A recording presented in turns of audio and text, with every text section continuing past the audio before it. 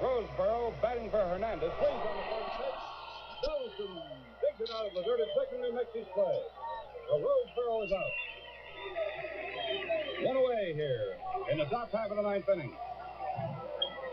The batter now is Bruce Look. The left-hand hitting catcher has been up twice. Twice he has struck out. Top of the ninth inning. Nobody on. One down for the Minnesota Twins, and the A's are leading it 4-0. Hunter over his head easily, delivers the plate. The pitch is taken just off target high, ball one.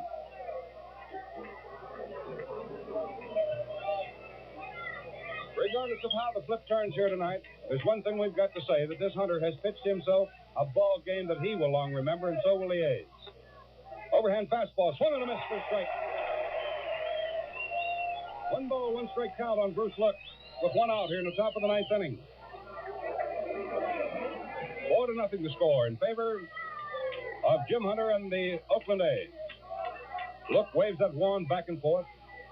Now the 1-1 delivery. Down it comes. Pitch taken a little outside, about shoulder high for ball two.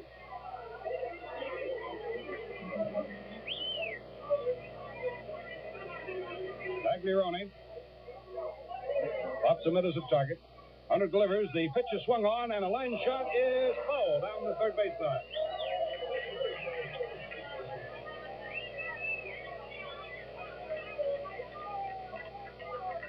Actually, Hunter had that ball almost past Bruce Look when he swung at it. 2 balls and 2 strikes, 1 out. Bases clean, top of the ninth inning. 4-0 in favor of the A's. Hunter out there trying to reach back and get that something a little extra. He delivers. There's his fastball. Oh, strike 3, right down the plate.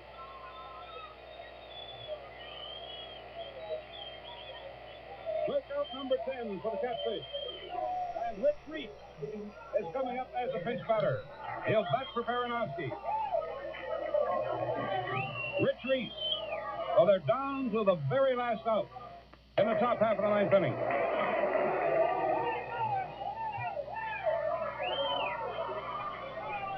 Rich Reese batting at 1-5-4, left-hand hitter. Stands midway in batter's box all the way around. Hunter, calm and cool and collected, looked him over. 2 down, the base is empty, top of the ninth inning.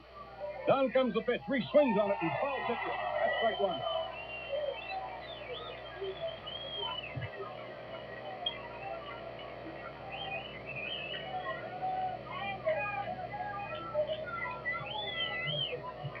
Hunter ready now for the 0-1 delivery on this left-handed batting pinch hitter, Reese. Hunter delivers. The pitch is taken inside and tight, just off the belt buckle. That levels the count at 1 ball and 1 strike. The outfield playing just about straight away for Reese. The right side of the infield playing deep. Sal Bando shallowed up at third base. Bagliarone pops him in as a target. Now the 1-1 delivery. Hunter delivers it. The pitch is taken on the inside. A check swing on Reese. And his count goes to 2-1. Top half of the ninth inning. 2 down. There are no base runners. And Hunter is facing pinch batter Rich Reese. The 2-1 delivery. Down it comes. Swung on and pumped back foul into the stands, out of play. 2 balls and 2 strikes. Now the very slender margin of just 1 strike remains to the Minnesota Twins.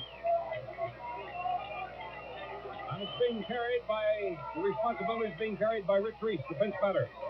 2 balls, 2 strikes, 2 outs, nobody on, top of the ninth inning. Jim Hunter standing out there in the middle of the diamond. Now he's ready, delivers. The pitch is swung on and foul tipped right off the mask of plate umpire Jerry Newdecker.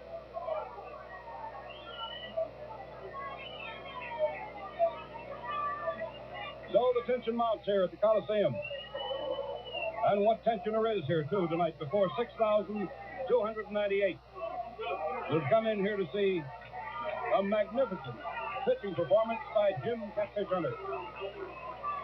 Now the 2-2 delivery. Hunter swings into action, pitches, Reese swings and fouls it back. The count holds at 2-2.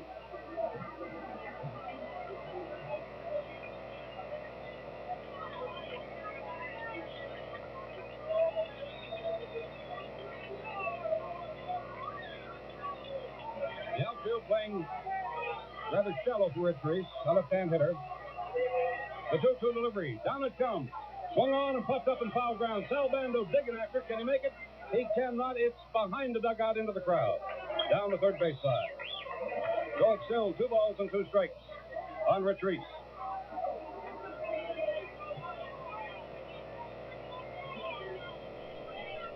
Hunter back to the rosin bag as the tension mounts. Slips that ball into his glove, and Pagliarone gets down in the crouch to pump the sign. There's the mitt coming up as a target now after the sign has been pumped. Hunter rears back the 2-2 pitch. Fastball swung on and pumped back foul again. 5 times Rich Reese has pumped that ball back foul. He's hanging in there with Catfish Hunter. As I said a few minutes ago, Hunter is reaching back, trying to get that something a little bit extra. To the rosin bag. He slams it down on the ground now and comes back up to get his sign. Rich Reese backs away from the plate. Left-hand hitter, batting from a slight crouch, leans over. This will be the 2-2 delivery. Hunter cuts it loose. The pitch is taken on the inside. Pagliarone thought he had it. He walks down from the mound. It's a count of 3-2 now on Reese. Pagliarone popping hot about that one as Jerry Newdecker called it on the inside for ball 3. He thought it was over the inside corner, jammed on the fist of a left-handed hitter. 2 down, top of the 9th inning, nobody on, 4-0 in favor of the A's. Jim Hunter, here he comes again with the 3-2 delivery. Fastball, leading there. Strike 3, the boy is 6-0 here.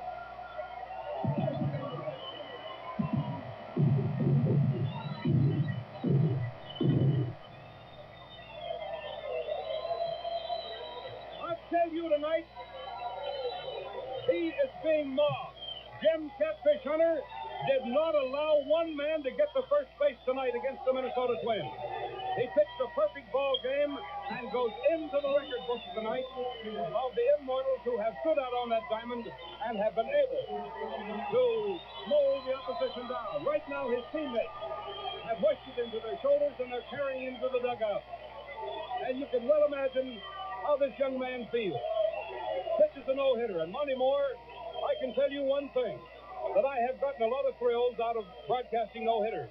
Tonight is the 14th Major League no-hitter I have had the privilege of broadcasting, and I'll tell you definitely that the one who was pitched here tonight has given me my greatest thrill. Well, it's the greatest thrill I've ever had in sports of any kind, Al, and we just can't wait to get down in that dressing room and start talking with Catfish Hunter. And you people listening on radio, stay tuned now. We'll be interviewing Catfish as soon as we can. The final score of the game, the A's 4 and the Twins nothing. Had their cuts, but Hunter had it all tonight. Pitching himself a no-hitter, the first of his career, and in the major leagues, that's something that tabs you for immortality. Jim Hunter here tonight, a magnificent performance. As Minnesota goes away with no runs, no base hits, not a man got to first base. They committed 1 error. While for Oakland, 4 runs, 10 hits, no errors, and they left 9. I can just well imagine the feeling Jim Catfish Hunter has right now in the A's dressing room as his teammates hoisted him to their shoulders and carried him off the field. And I can well imagine how manager Bob Kennedy must feel, because he did some jockeying, too, to help in the 9th inning. Or in the 8th inning, when things got pretty tough for Jim Catfish Hunter.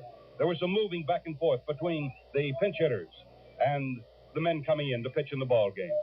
Oh, we'll be back to talk about it a little more in just a minute. The Coliseum is wild tonight. It has been wild, and the fans are still talking about the magnificent job that Catfish Hunter did on that mound tonight, and the help of his teammates winning the ball game for him 4-0 as he pitched a perfect no-hitter. The final score again is 4-0 in favor of Oakland over Minnesota. We hope you enjoyed our broadcast of the game and that you will join us again tomorrow evening when the A's will be playing the visiting Chicago White Sox. The airtime for our on-deck show is 7:10. Now, this is Al Helfer speaking for Monte Moore, our engineer John Cameron, and our executive producer Hal Ashby, reminding you that we'll be back very shortly with more details and highlights and a talk with the man who was the big star on our Heading Home show. Jimmy, are you standing by? Yes, sir, Monty, I sure am. Alan, I want to say congratulations. You've just given us the greatest thrill we've ever had. How do you feel? It's the best thrill I ever had, too, Monty. I don't know what to say. Jimmy, In the last inning, you had a long, long wait before you went out because the A's were busy getting you some runs that had been hard to get by. How did you feel waiting there on deck? You had to bat yourself in the ninth. I just wanted to get up the bat. I just wanted to swing. I thought I could hit the ball, and maybe I'd get it in the hole. Well, tell me something, Jimmy. This is Al.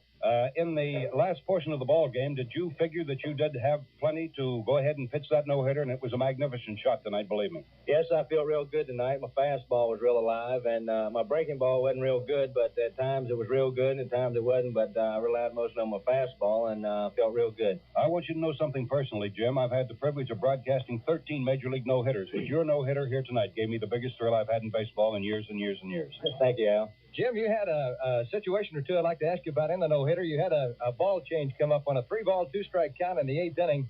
Were pitching to somebody, and they changed baseballs on you, threw one away. Did that bother you any at all? No, a lot of people, like black balls. I like white balls and stuff. I like slick ones, and I don't like much rosin on it, so it doesn't make any difference to me, so I get the ball. Earlier in the game, you had a 3-ball, no-strike count on Tony Oliva and came back and struck him out.